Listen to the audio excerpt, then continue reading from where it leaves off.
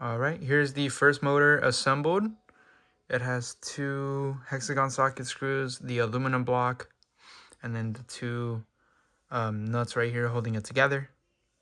Now it's time to build the next 3 so we can add it on to the little base right here. Alrighty, so all 4 motors have been assembled. They all have the screws as well as the aluminum blocks. Now it's time to add them to the base right here. Alright, so all the motors have been assembled onto the base as shown on the instruction guide. This is how it's looking like so far. So 2 motors pointing this way, and then the other 2 motors pointing the outward direction. That's how it's shown here. All with the wires tucked in between, like so. Alrighty, so we've assembled the line tracking module under the base, under the 4 motors. And then we also went ahead and assembled the expansion board and Uno onto the other base that we have right here. So we have both of them plugged in up right there and then screwed by the bottom as such. Alright, so we have assembled the battery box right here. This should be the USB charging port. This one is the status indicator, shows whether it's done charging. And then this is the on and off switch. And then we've also started to work on the camera module. So here it is. It has the camera bracket in the back right here. And then the camera module itself on top of here. And then it's connected with the cable right here. And it's all connected by some screwdrivers.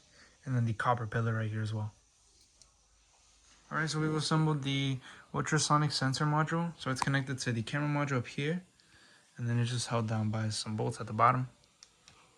And it's going to be towards the front of the robot. Okay, so we put both bases together, and then as well as started connecting the wiring as here. So this is for the 4 motors right here. These 2 are connected towards the camera, and then this one is connected to the bottom right here. And then so we use these pillars right here to connect them with bolts, and then that way it holds the 2 bases steady.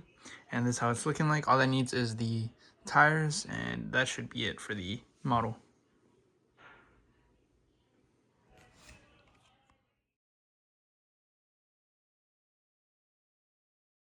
Alright, so this is the whole robot finished.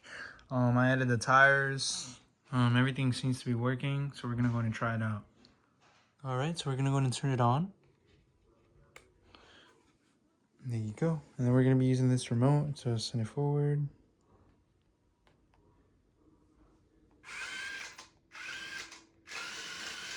Couple spins.